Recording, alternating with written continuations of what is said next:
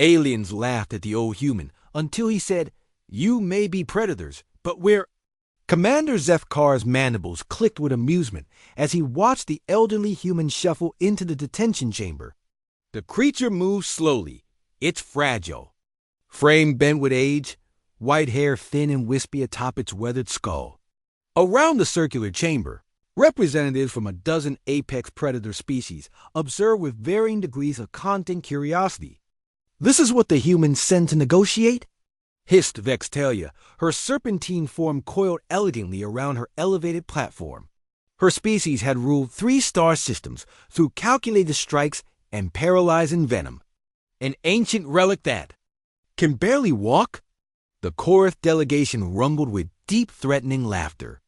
Each warrior stood 9 feet tall, their obsidian carapaces scarred from countless battles. They had conquered 47 worlds through sheer brutality and overwhelming force. "Perhaps they mock us," growled Thamer, his cybernetic eye focusing on the human with predatory intensity.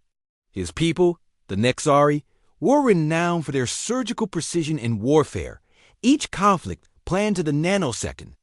Every enemy weakness exploited with mathematical certainty. The old human, who had introduced himself simply as Dr. Marcus Webb, settled into the single chair provided at the chamber's center.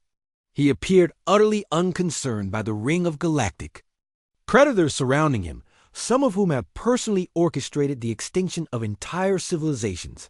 "Gentlemen, ladies," Dr. Webb began, his voice carrying despite its gentle tone, "I understand you've issued humanity an ultimatum. Submit to your collective rule or face total annihilation." Zefkar leaned forward, his forearms spread wide in a gesture of dominance. "Your species is soft, human. You build hospitals instead of weapons. You feed your weak instead of culling them. You waste resources on art and music while we forge instruments of war. What could you possibly offer us except your surrender?" The gathered predators murmured agreement. They had studied humanity extensively. No natural weapons. No armor plating. No instinctive killer drives. The humans even felt emotional distress when forced to harm others. Dr. Webb nodded thoughtfully. "You're absolutely right about us. We are soft. We do build hospitals." He paused, meeting each alien's gaze in turn. "But there's something you need to understand about humans." "And what might that be, Ancient One?" Vextalia's tone dripped with condescension. "You may be predators," Dr. Webb said quietly, "but we're survivors." The chamber fell silent. "You see, every species here represents the apex of their evolutionary path. You, Zefkar, evolved from pack hunters who dominate through coordination and strength. Your people, Vextalia, perfected ambush tactics and biochemical warfare. The Korath became living tanks, and the Nexari turned warfare into an art form." Dr. Webb stood slowly, his movements deliberate. "But Earth was different. We didn't evolve to be the apex predator. We evolved to survive everything else." He began walking around the chamber's perimeter, his aged hands clasped behind his back. Ice ages that lasted tens of thousands of years. Volcanic eruptions that blocked out the sun. Asteroid impacts. Supervolcanic explosions. Plagues that killed 90% of our population, and we survived them all. The aliens shifted uncomfortably. "Do you know what the most dangerous creature on Earth was when we were developing? It wasn't us. It was everything else. Saber-toothed cats, cave bears, giant reptiles, poisonous insects, disease-carrying parasites. We were prey for most of our evolutionary history." Dr. Webb stopped in front of Thamer. "So we learned to adapt. When the climate changed, we changed with. When predators hunted us, we learned to make tools. When disease struck, we developed medicine. When the environment tried to kill us, we reshaped it." "Impressive history lesson," Thamer snarled. "But history won't save you from our fleets, won't it?" Dr. Webb smiled sadly. "You studied our military capabilities, didn't you? Our ships, our weapons, our defensive installations?" "Pathetic," rumbled a Korath warrior. Primitive fusion drives, kinetic weapons, basic energy shields. Yes, that's what we wanted you to see. Dr. Webb returned to his chair. But you missed the important part. You looked at our tools, but you didn't understand our nature. He gestured to the chamber around them. This station, for instance. You built it in the Kepler 442 system as a show of strength. A place to dictate terms to lesser species. Very predatory thinking. Your point, human. 3 months ago, when you first issued your ultimatum, we began evacuating Earth. The silence that followed was deafening. Not running away, relocating. 12 billion humans spread across 400 hidden colonies in systems you've never even heard of. Zefkar's mandibles stopped clicking. Impossible. You think like predators, Dr. Webb continued.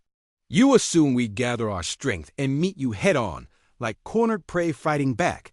But we're not prey. We're survivors.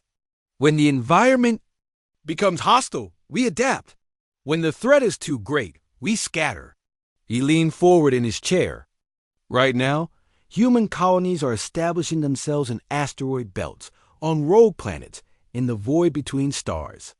Places no predator would think to look because they're too harsh, too resource poor, too challenging. You're bluffing, Vextalia hissed. Am I? Your species conquered by striking fast and hard at population centers. The Korath overwhelm defensive positions. The Nexari eliminate command structures. All very effective. Against traditional civilizations, Dr. Webb shrugged. But what do you do when there are no population centers? No fixed positions? No central command?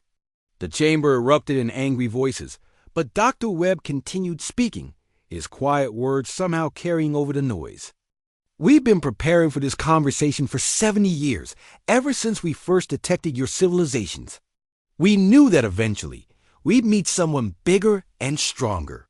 So we did what humans do best. We planned for the worst. Even if what you say is true, Thamer's voice was deadly calm, we can still destroy Earth. Make an example. Earth? Dr. Webb chuckled. Earth is already dead. The chamber fell silent again. Oh, the planet is fine. But the Earth you're thinking of, the one with billions of humans to threaten? That ended 3 months ago. What you'll find there now is a museum. A carefully maintained preserve of our history, tended by volunteers who chose to stay behind. He stood again, and somehow his aged frame seemed less fragile than before. You wanted to negotiate with humanity's leaders? I'm afraid they're scattered across the galaxy now, each one commanding resources you can't find, building civilizations in places you can't reach. But here's the thing about survivors. Dr. Webb's voice hardened slightly. We remember every disaster that nearly wiped us out, every predator that hunted us, every challenge that tested us. We remember, and we learn.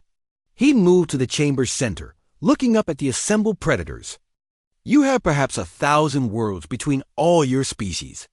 We'll have 10,000 within a century, most of them in places you'd never think to look. You hunt by instinct, we adapt by design. You think you can hide forever?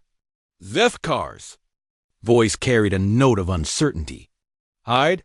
Dr. Webb smiled, and for the first time, there was something predatory in the expression. Who said anything about hiding? Give us a few generations to establish ourselves, and we'll be back. Not to conquer, that's your way. But to trade, to share knowledge, to slowly, quietly, inevitably become indispensable to your civilizations. He gestured around the chamber. This ultimatum of yours? It was never about humanity's strength. It was about your fear. You studied U.S. and realized something that scared you. We don't just survive disasters. We thrive because of them. The old human turned toward the chamber's exit. You may be apex predators, but we're something rarer and more dangerous. We're the species that survived everything the universe could throw at us, and we learned to smile while doing it. As the doors sealed behind Dr. Webb, the gathered predators sat in stunned silence, each beginning to understand a terrible truth. They had just negotiated not with prey, but with something far more dangerous, a species that had turned survival itself into an art form. In the void between stars, 1,000 human ships changed course. Their crews already began the long work of proving that humanity's greatest strength had never been their weapons. It was their refusal to die.